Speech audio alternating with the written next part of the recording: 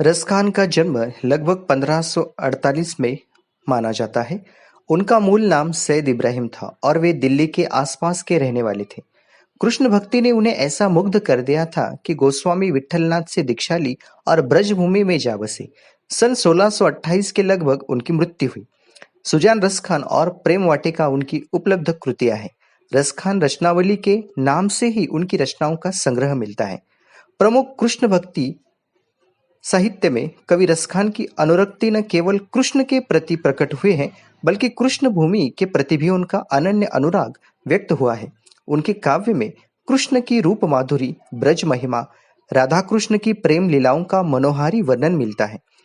वे अपनी प्रेम की तन्मयता, भाव विह्वलता और आसक्ति के उल्लास के लिए जितने प्रसिद्ध हैं, उतने ही अपनी भाषा की मार्मिकता, शब्द चयन तथा व्यंजक शैली के लिए उनके यहाँ ब्रज भाषा का अत्यंत सरस और मनोरम प्रयोग मिलता है, जिसमें जरा भी शब्दाडंबर नहीं है। मानुष हो तो वही रसखान बसो ब्रज गोकुल गाँव के ग्वारण। जो पशु हो तो कहा बस मेरो चरो नित्य नंद की धेनु मंझारण। पाहन हो तो वही गिरी को जो लियो कर छत्र पुरंदर कारण। जो खग हो तो बसेरो करो मिली कालिंदी कुल कदम्ब की डार। इस पद्यांश में कवि रसखान ने पुनर्जन्म में विश्वास व्यक्त किया है और अगले जन्म में श्री कृष्ण की जन्मभूमि ब्रज में जन्म लेने एवं उनके समीप ही रहने की कामना की है। रसखान कवि कहते हैं कि हे भगवान, मैं मृत्यु के बाद अगले जन्म में यदि मनुष्य के रूप में जन्म प्राप्त करूं तो मेरी इच्छा है कि मैं ब्रजभूमि में गोकुल के ग्वालों में मध्य निवास करूं। यदि मैं पशु योनि में जन्म ग्रहण करूं जिसमें मेरा कोई वश नहीं है, फिर भी मेरी इच्छा है कि मैं नंद जी की गायों के बीच विचरण करता रहूं। यदि मैं अगले जन्म में पत्थर भी बना तो भी मेरी इच्छा है कि मैं उसी गोवर्धन पर्वत का पत्थर बनूं जिसे आपने इंद्र का घमंड चूर करने के लिए और जलमग्न होने से गोकुल ग्राम की रक्षा करने के लिए अपनी उंगली पर छाते के समान उठा लिया था। यदि मुझे पक्षी योनि में भी जन्म लेना पड़ा तो भी मेरी इच्छा है कि मैं यमुना नदी के किनारे स्थित कदम वृक्ष की शाखाओं पर ही निवास करूं। सोहत है चंदवा सिर मोर का, तैसी ये सुंदर पाग कसी है। तैसी ये गोरज भाल विराजत, जैसी ही बनमाल लसी है।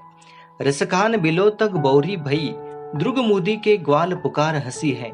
खोली री नैन अब खोलू कहाँ, वह मूरत नैनन माही बसी है। भगवान श्री कृष्ण की सुंदर छवि का वर्णन करते हुए रसखान कहते हैं कि उनके सर पर बंधी हुई सुंदर पगड़ी के ऊपर कलगी की तरह एक मोर पंख सुशोभित है। माथे पर विराज रहा है गोधूली का तिलक और हृदय स्थल पर अर्थात छाती पर वन के पत्तों आदि से बनी माला लटक रही है। ऐसी दीप्तिमान छवि को देखकर गोपियों और ग्वाल बाल की आंखें प्रेम और श्रद्धा से झुकी जा रही है। एक गोपी हंसती हुई कहते हैं कि हे सखी, आंखें खोल, पलके उठा के देख कि कृष्ण सामने खड़े हैं। आत्म विभोर हुई वह गोपी कहते हैं, कैसे खोलूं? इन नयनों में मेरे हृदय सम्राट की छवि बसी हुई है। डर लगता है कि आंख खोलने से ही वही जो सुंदर छवि है वो आंखों से ओझल न हो जाए। धूरी भरे अति शोभित श्यामजू, तैसी बनी सिर सुंदर चोटी। खेलत खात फिरे अंगना, पग पैंजनिया काटी पीरी कछोटी। वा छवि को रसखान विलोतक, वारत काम कला निधि कोटी। काग के भाग कहा कहिए, हरि हाथ सो ले गयो माखन रोटी। बाल रूप में भगवान श्री कृष्ण धूल से भरे अति शोभित हो रहे हैं। सिर पर सुंदर चोटी है, खेलते खाते आंगन में घूम रहे हैं। पैरों में पैंजनी और कमर में पीली कछोटी बंधी है। रसखान कहते हैं कि उस छवि पर कामदेव अपनी करोड़ों कलाओं को निछावर करते हैं। अहोभाग्य उस कव्वे के हैं जो कृष्ण के हाथ से माखन रोटी छीनकर ले गया है। बड़े ही सुंदर शब्दों में रसखान जी ने भगवान श्री कृष्ण का बाल रूप यहाँ पर वर्णन किया है। शेष गणेश महेश दिनेश सुरेश हु जाहि, निरंतर गावे जाहि अनादि अनंत अखंड अछेद। अभेद सुभेद बतावे। नारद से सुख व्यास रटे, पचिहारे तऊ पुनि पार न पावे।